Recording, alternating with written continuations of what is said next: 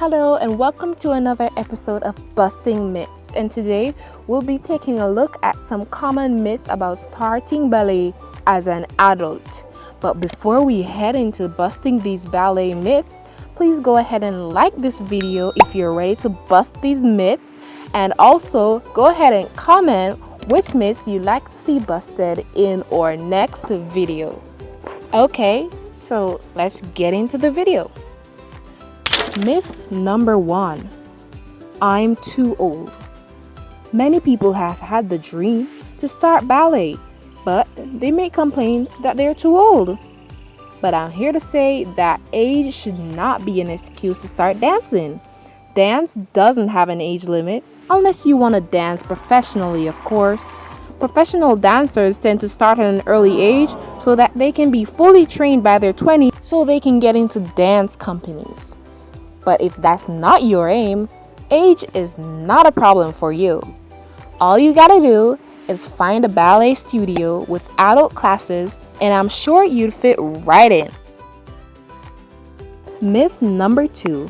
I'm not flexible. You may believe that you have to be flexible to do ballet. Wrong-o! Ballet classes, like yoga classes, are built in a way that will make even the inflexible flexible. But don't expect to be doing straddle splits after your first class. Myth number 3. I'm too fat. You should be thin to do ballet. You should always be thin to do ballet.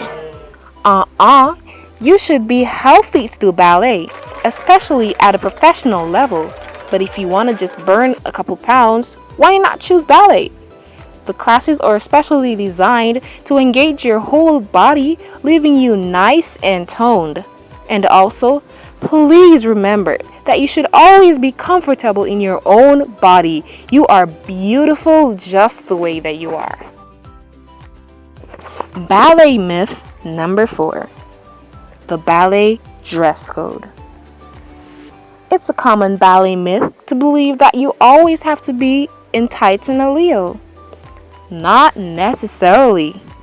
Most adult classes don't even have a dress code. So, a t-shirt and a tank top and tights will do the job. So that's all the ballet myths we'll be busting today.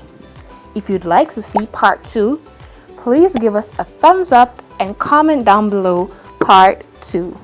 If this video was helpful or it encouraged you to start dancing, please give us a big thumbs up.